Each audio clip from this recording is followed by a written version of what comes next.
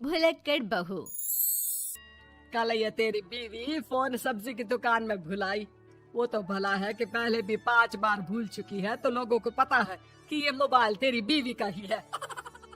अरे तो कौन सा आईफोन है जो लोग दबा लेंगे? 2 कौड़ी का फोन है, न लाइट चलती है न आवाज आती है। बस नाम का फोन है, ये नाम का। अरे नाम के फोन पर तू घंटों पंचायत करती है, न जाने क्या काम होता है। अरे कौन से शहर बाजार में तू काम करती है? बहू सास से जीत तो सकती नहीं थी, वहीं से चली जाती है। लेकिन हाँ, भूलने की आदत उसकी अब भी रहती है। सुनो, नहाने जा रहा हूँ, ऑफिस के लिए देर हो रही है, तो जरा ये शर्ट प्रेस कर देना। और हाँ प्लीज, और कोई शर्ट धुली नहीं है तो थोड़ा ध्यान से करना, ठीक है? अरे हाँ पता है, हर बात पर सिखाया मत कीजिए। इस घर में शादी करके तो ऐसा लग रहा है कि सामान्य ज्ञान की क्लास ही चलती रहती है। हर वक्त परेशान करके रख दिया है। पति नहाने जाता है और बीवी लग जाती है पति की शर्ट प्रेस करने कि तभी बाहर से आवाज आती है, कोई गरीब साधु को रोटी दे दे। अरे बाबा भूखा खड़ा है तेरे द्वार देवी, बाबा को भिक्षा देकर पुण्य कमा ले देवी। ओहो, ये तो पुण्य की बात है कि बाबा दरवाजे खड़ा है। अब इसकी आवाज सासू माँ को सुनाई नहीं देगी, लेकिन मैं और ये कमरे में हल्के से बात कर ले तो क्या, अरे घूसी चली आती है। चलो पहले बाबा को ये रोटी दे देती हूँ। अब क्या था, रिंकी जाती है बाबा को रोटी देने, लेकिन पीछे छोड़ जाती है पति की शर्ट के ऊपर प्रेस, वो भी गर्मा गर्म। अरे बाबा रोटी तो ले लो, बस ये बता दो कि मेरी किस्मत कब जगेगी। ससुराल में हालात टेबल टेनिस के बॉल की तरह हो गए हैं। कभी कोई इधर फेंकता है तो कभी कोई उधर फेंकता है, कोई इधर मारकर उधर फेंक देता है। समझ में ही नहीं आ रहा कि ये भूलने की आदत कैसे ठीक होगी। कोई उपाय हो तो बता दो ना बाबा। बाबा घर के अंदर देखते हैं तो 1 घंटे बाद टीवी पर गजनी फिल्म शुरू होने वाली होती है। याद है ना, गजनी फिल्म जिसमें आमिर खान को भूलने की बीमारी होती है और वो हर बात को लिख कर याद रखता है। अरे बेटे, हम बाबा हैं, हर किसी सवाल और जीवन में दुख परेशानी का निजात है हमारे पास। तुम एक काम करो, 1 घंटे बाद टेलीविजन के सामने बैठ जाना और जो फिल्म देख रही हो ना, देख लेना। तुम्हें तुम्हारे सारे सवालों के जवाब मिल जाएंगे। अलग निरंजन, निकालो खाना, सलाह देने की दक्षिणा भी। अरे बाबा, जीवन से ये वाली समस्या खत्म हो जाए तो समझिए मेरे घर से आपका लंच पैक शुरू, वो भी बिल्कुल फ्री में। तभी अंदर से पति के जोर जोर से चीखने की आवाज आती है। अरे क्या मजाक बना रखा है तुमने?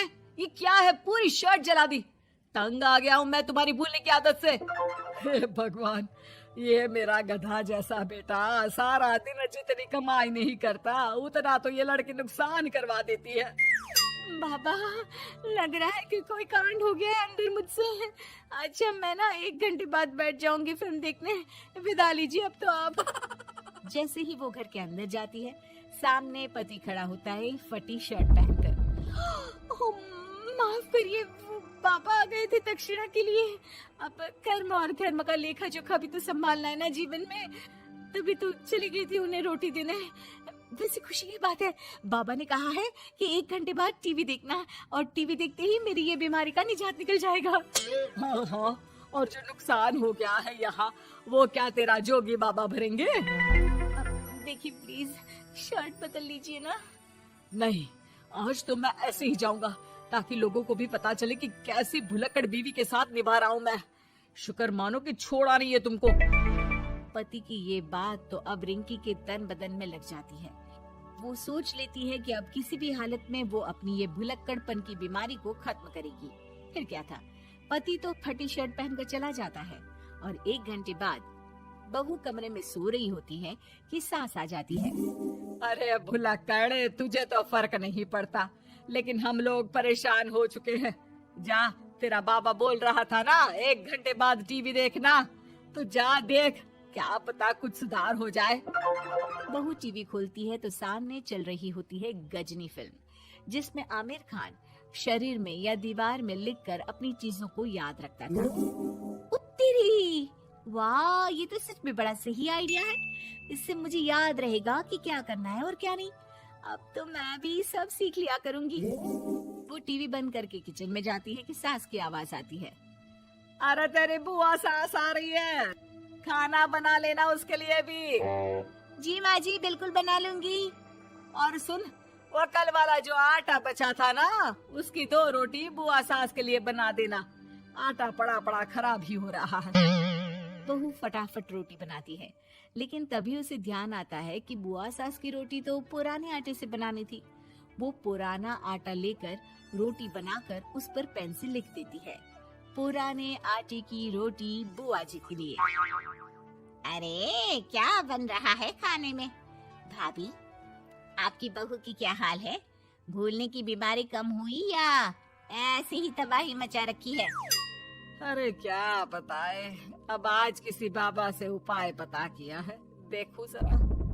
भाभी, ये आप ही हो जो संभाल रही हो ऐसी बहू। हम लोगों से तो पता नहीं हो पाता या नहीं। तभी वहाँ बहू आ जाती है। हाँ, तभी तो मैं इनकी बहू हूँ, आपकी नहीं। वैसे मैंने तोड़ निकाल लिया है। अब क्या था, बुआ सास जैसे ही खाना खाने बैठती है कि सास बोल पड़ती है। बहू, याद तो होगा नहीं जो बोला था? याद करो, बुआ के लिए कौन सी रोटी बनानी है, कहा था ना मैंने। जी, सब याद है, सब कुछ। ये लीजिए।